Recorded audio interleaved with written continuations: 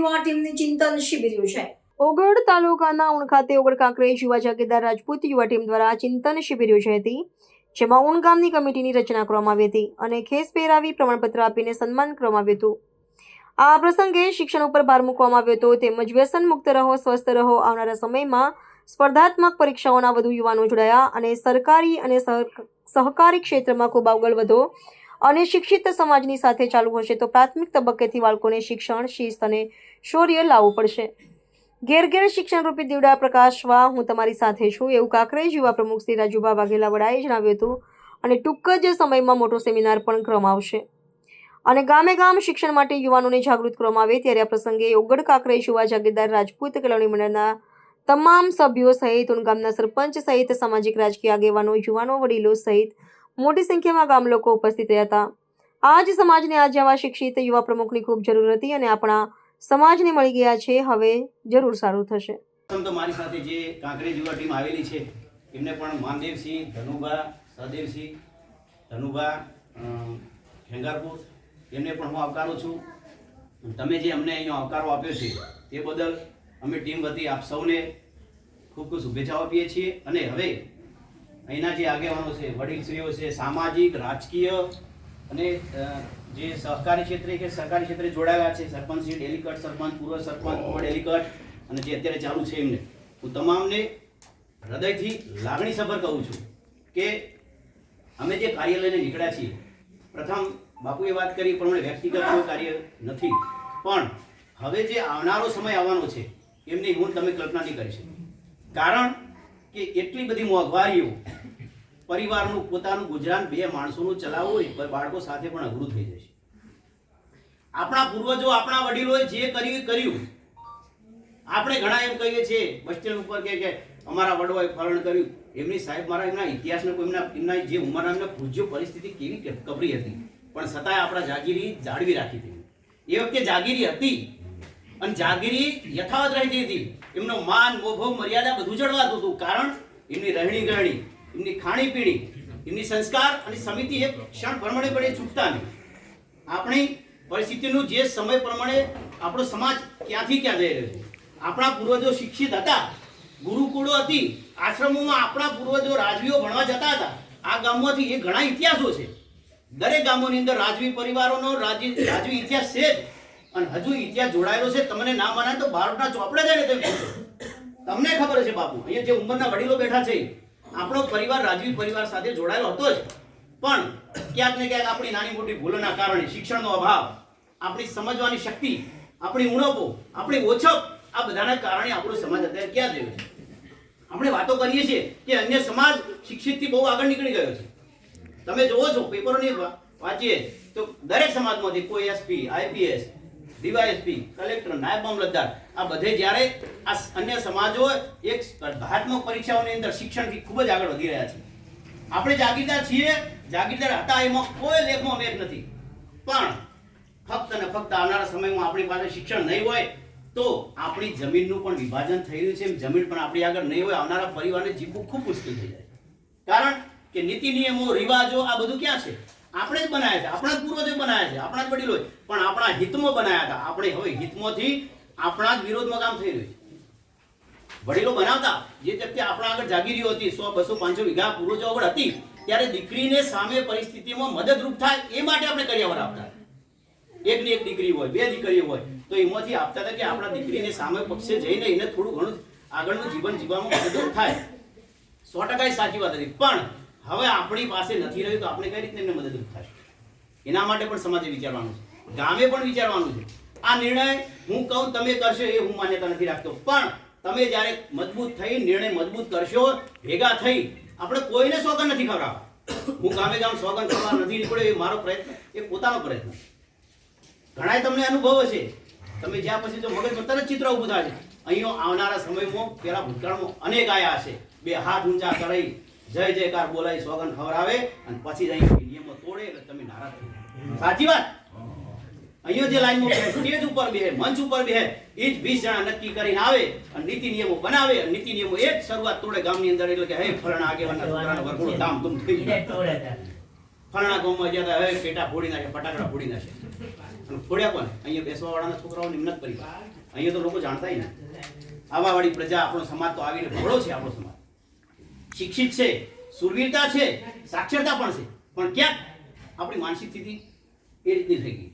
આપણી વિચારસરણી મજબૂત છે, એને હજુ પણ મજબૂત કરવી પડે. પણ હવે પહેલા જે ઋષિમુનિઓ હતા, રાજ્યગુરુ હતા, એ ક્યાંય રહ્યા નથી. એના માટે આપણા માટે શિક્ષણનો એક મજબૂત પાયો છે.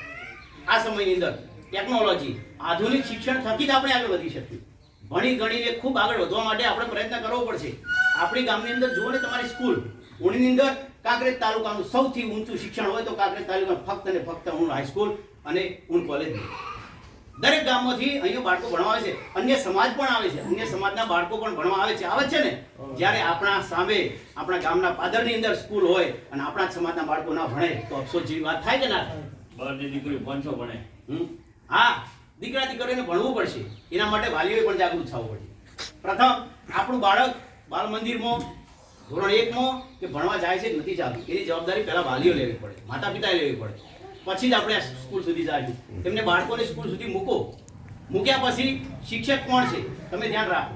પણ સુવિધા કરવા માટે હું આજના આ સરપંચશ્રીને અને જે ડેલિગેટો એમને અને પૂર્વ સરપંચશ્રીઓને પણ વિનંતી કરું છું કે સરકારમાં તમે જોડાઓ. આપણા જે આગેવાનો હોય, રાજકીય આગેવાનો, સામાજિક, એમનું પણ ધ્યાન દોરો કે શિક્ષણમાં કઈ રીતનું વધી શકે, આપણા દીકરા દીકરીઓ કઈ રીતે ભણી શકે અને જે રીતે સમાજનું શિક્ષણનું પીઠબળ મજબૂત થાય. તમારી આગળ ઘણી સંપત્તિ હશે, ઘણું ધન હશે, ઘણી જમીન છે, પણ જ્યાં સુધી શિક્ષણ નહીં હોય ત્યાં આપણે એક ઝીરો માન્ય થઈ જાય, શૂન્ય થઈ જાય. એના માટે બહુ આપણે મહેનત કરવી પડશે. આગળના સમયમાં કાયદો અને વ્યવસ્થા એવા આવશે કે તમે શિક્ષિત નહીં હોય તો તમારો શ્વાસ ગાળા સુધી ઊંધાઈ જશે. વિચારજો મારા શબ્દો મને જ્યાં પછી. હું પ્રમુખ તરીકે નહીં, એક સમાજના દીકરા તરીકે, તમારા નાના ભાઈ તરીકે અને એક સમાજના સંતાન તરીકે તમને ટકોર કરું છું. હું સલાહ આપવા નથી નીકળ્યો. હું સલાહ શું આપું? હું તો નાનો માણસ છું, પણ તમે બધાને એક વડીલ છો, તમે અનુભવી છો, તમે ઘણો સમય જોયો છે, પરિસ્થિતિઓ જોઈ છે. વિકરાળ અને વિપરીત પરિસ્થિતિમાં આ સમાજ ઘણું ભોગવીને ઘણી પરિસ્થિતિમાં પછી ઉપર આવ્યો છે. જેમ તેમ જાગીરદાર નથી થયો આ સમાજ, જેમ તેમ રાજવીઓ નથી થયા. પણ આપણી હવે જે ખૂબીઓ રહી ગઈ, નાની મોટી ભૂલો રહી ગઈ, એને ધ્યાનમાં રાખવાની નથી, એને ભૂલવાની છે અને ભૂલીને નવા શિક્ષણની નવી પદ્ધતિઓ સાથે જોડાવાનું. એના માટે ઘણા રસ્તાઓ છે. મારી ટીમ છે, મેં 25 જણની ટીમ બનાવી છે. ગામે ગામ ટીમ બનાવવાનું કારણ એક જ છે કે ગામની પરિસ્થિતિ કેવી છે, ગામના દીકરા દીકરીઓ ભણે છે કે નહીં, ભણ્યા પછી શું અભ્યાસ કરે છે, 12મા પછી કોણ કઈ મહેનત કરે છે, કેટલા પોલીસની, આર્મીમાં કે બીએસએફની કે અન્ય ભરતીઓ માટે સ્પર્ધાત્મક પરીક્ષામાં તૈયાર છે, એના માટેની મહેનત છે. જેથી કરી આ સમાજમાં હું કહું, મારું માનવું એવું છે કે મારા સુધારવાથી સમાજ નહીં સુધરે. ગામે ગામ જઈને કેટલા જણાને સુધારશું, પણ તમે બધા વાલીઓ, તમે બધા માતા પિતાઓ પોતાના સંતાનોને ભણાવશો ને તો આવનારા 5 વર્ષ પછી અમે આવશું ને ત્યારે સમાજ 90% એક્ટિવિટી સાથે, શિક્ષણ સાથે જોડાયું છે. અને આ જે પેમ્પલેટ છે આપણે લઈને ફરવા નહીં પડે. શિક્ષિત જે ઓટોમેટિક સમજી જશે. એને તમારે નહીં કહેવું પડે કે વ્યસન ના કરીશ, શિક્ષણમાં જોડાઓ. કારણ કે તમે શિક્ષિત છો, સાહેબ શિક્ષિત છે, વડીલો શિક્ષિત છે, તો એમના સંતાનો ભણવાના જ છે. આપણે શિક્ષણ સાથે વ્યવસાય સાથે જોડાવાનું. શિક્ષણ થકી વ્યવસાય કરવાના છે, પણ માન મર્યાદા અને મોભા સાથે જીવવાનું છે. એ સમાજને મારે ટકોર કરવાની છે. ક્યાંક એવા બનાવોમાંથી આપણે બહાર આવવાનું છે કે જેથી કરી આવનારી પેઢી આપણને ઉજળા ભવિષ્યની કલ્પના કરી અને એક અનુમાન કરી શકે, જેથી કરી આપણે બધા આગળ રહીએ. એના માટે મારો પણ પ્રયત્ન છે કે જ્યાં જ્યાં શિક્ષણનો વેગ વધે, કઈ રીતે સમાજમાં દીકરા દીકરીઓ ભણે, અને એના માટે થઈ હું ટૂંક જ સમયમાં આપણા કાંકરેજ તાલુકાની અંદર હું પોતાનું ફાઉન્ડેશન ચાલુ કરું છું. તમે બધા જોડાજો. એમાં કોઈ પણ એવું નહીં, કોઈ સમાજવાદ નહીં, કોઈ જ્ઞાતિવાદ નહીં. દરેક સમાજનો સાથે લઈ આપણા સમાજને પ્રથમ સુધારવાનો છે, પણ અન્ય સમાજને સુધારવાની જવાબદારી પણ આપણે લેવાની છે. રાજા રજવાડાઓની અંદર આપણી સાથે અન્ય સમાજો જોડાયેલા હતા. રાજપૂત સમાજ સાથે બાળ સમાજ કે બીજા ઘણા બ્રાહ્મણ સમાજો, બધા અન્ય સમાજો જોડાયેલા હતા. એમની જવાબદારી આ સમાજે લીધેલી છે. અને આજ આ સમાજની પરિસ્થિતિ કેવી થઈ છે શિક્ષણ વગર. એટલે એમાં પણ શિક્ષણ હશે તો ઓટોમેટિક બીજા સમાજો આપણા ઉપર ભરોસો રાખશે, વિશ્વાસ રાખશે. તમે જે છો એમાં કોઈ લેખમાં મેઘ નહીં મારી શકે. તમે જે પરિસ્થિતિમાં જીવો છો, તમારું માન મોભો છે, એમાં કોઈ પણ એક રત્તી બાર પણ ફેર નહીં પડે. એ જવાબદારી હું લઉં, પણ એની હારોહાર વ્યસન મુક્તિ શિક્ષણ સાથે જોડાવવું પડશે. હવે પછી આવનારા યુગની અંદર 10-15 વર્ષ પછી જ્યાં ઉંમર વચ્ચે શિક્ષણનો વેગ વધવાનો છે, પણ આપણે ઉંમરમાં વધવાનું છે, પણ શિક્ષણમાં ડબલ વધવાનું છે. આપણા સમાજના દીકરા દીકરીઓને ભણાઈ ગણાય, જેથી કરી આપણા ગામના યુવાનો જોડાય, નવી નવી સ્પર્ધાત્મક પરીક્ષામાં આગળ વધે. એના માટે અમારું આ એક પ્રયાસ છે, અમારું એક ઝુંબેશ છે. અહીંયા આવવાવાળા અનેક આવશે, જવાવાળા જાશે, વાતો કરશે, આમ કરશે, પણ એ કયા ટાઈમે આવશે તમે બધા જાણો છો. એટલે કહું છું કે હજુ પણ આપણા સમયને જાગવાની જરૂર છે. અને હું તમને એક વિનંતી કરું છું કે આપણે સૌ સાથે મળી આ ગામના એક નામને ઉજાગર કરીએ. ઊણ એટલે આખું ચિત્ર સ્પષ્ટ થાય.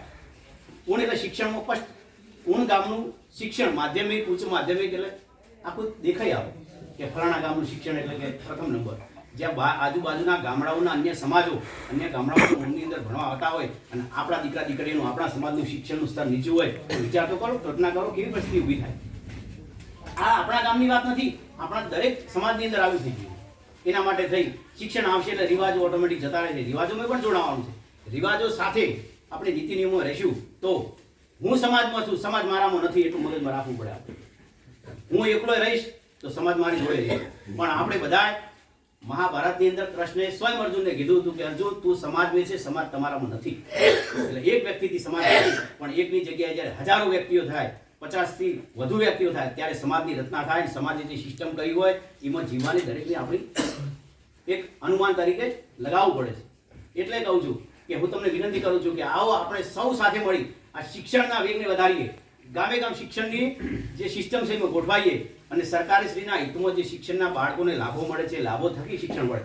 માની લીધું કે કોઈની પરિસ્થિતિ નબળી હોઈ શકે, દરેક 100 જણા હોઈએ તો 100ની પરિસ્થિતિ જીવવાની સિસ્ટમો અલગ અલગ હોય, વિચારધારા અલગ હોય, આપણી રહેણી ગણી અલગ હોય, પણ આપણે એક જ છીએ કે આપણે રાજપૂત છીએ એ મગજમાં રાખીને ચાલશું ને તો 100% પૈસો નહીં હોય તો પરિસ્થિતિ ઓટોમેટિક એનું લેવલ પકડી લેશે, સુધરી જશે. આપણા વિચારો થકી આગળ વધવાનું છે. યુવાનોને પણ કહું છું, ખાસ વડીલોને પણ બે આચાર્ય વિનંતી કે આપણા સંતાનો ભણતા હોય તો એમને સ્કૂલ સુધી પહોંચાડો, એમને સ્કૂલમાં મોકલો. અને ત્યાં જઈને બીજું કહું છું, આ જેટલી ટીમને કહ્યું તમારા ગામનો કોઈ શિક્ષક હોય સમયસર ના આવતો હોય, સમયસર સ્કૂલમાં ના ભણાવતો હોય તો મારો કોન્ટેક્ટ કરજો. હોઈને કઈ રીતનું કરવું એ મને ખબર પડે. તમારા થકી ગમે ત્યારે શિક્ષક કોઈ હોય સાહેબશ્રી સમયસર ના આવી કહેતો હોય, સમયસર આવીને હાજરી પૂરી રવાના થઈ જતો હોય તો આ ટીમનો કોન્ટેક્ટ કરજો. એને પણ આપણા આગળ અનેક રસ્તાઓ છે. કારણ કે સરકાર એમને વળતર ચૂકવે છે તો એમને પોતાનું મહેનતાણું ચૂકવે છે તો આ બાળકોને ભવિષ્યને ઉજળું કરવા માટે એથી એમને સરકારી કર્મચારી નિમણૂક આપવામાં આવે. બીજું કે આવનારા સમયમાં આ ગામના દીકરા દીકરીઓ ભણી અને સ્પર્ધાત્મક પરીક્ષામાં ખૂબ આગળ વધે અને શિક્ષણ ક્ષેત્રે ખૂબ નામ મેળવાય. અને જ્યારે સ્ટેજ ઉપરથી મંચ ઉપરથી દીકરા અને દીકરીનું નામ લેવડાય કે ફલાણા ગામની દીકરી અને ફલાણા ગામનો દીકરો ભણી ગણીને ફલાણા પીએસઆઈ કોન્સ્ટેબલમાં સફળ થયું છે, ત્યારે વિચાર કરજો આ શિક્ષણ છે. આપણા ગામનું ચિત્ર, આપણા સમાજનું ચિત્ર, તાલુકાનું ચિત્ર અલગ હશે. લોકો તમારું આખું અનુકરણ માટે કહું છું કે અન્ય સમાજોને આપણે જોડે રાખી આપણું શિક્ષણ તો સફળ થાય, બીજા સમાજનું શિક્ષણ પણ સફળ થાય એવા પ્રયત્નો આપણે કરશું. ફરી એકવાર આપણે વિનંતી કરું છું કે આવો આપણે સૌ સાથે મળી અને આ શિક્ષણને આગળ વધારીએ, સમાજને એક નવું પ્લેટફોર્મ તૈયાર કરીએ જેના વતી આપ તમારા બધાનો હું સાથ સહકાર માંગુ છું. તમે બધા ભેગા રહેજો. આવનારા 2 વર્ષ માટે પ્રમુખ છું, પણ 2 વર્ષની અંદર કાંકરેજ તાલુકાનું શિક્ષણ ક્ષેત્ર બદલવાની તૈયારી લીધી છે. ફરી એકવાર તમને હાથ જોડીને વિનંતી કરું છું કે આવો આપણે સૌ શિક્ષણમાં જોડાઈએ, દીકરા દીકરીઓને ભણાવીએ અને કંઈક આ સમાજમાં થોડા ઘણા સુધારા વધારા નહીં પણ પૂરેપૂરા 100% સુધારા વધારા થાય અને સમાજ સુધરી એક ઉચ્ચ કોટીએ એક ઉચ્ચ પ્લેટફોર્મ પર બેસે એવી આશા અને અપેક્ષા લઈને આવીશું. બસ એસ્તુ ભારત માતા કી જય.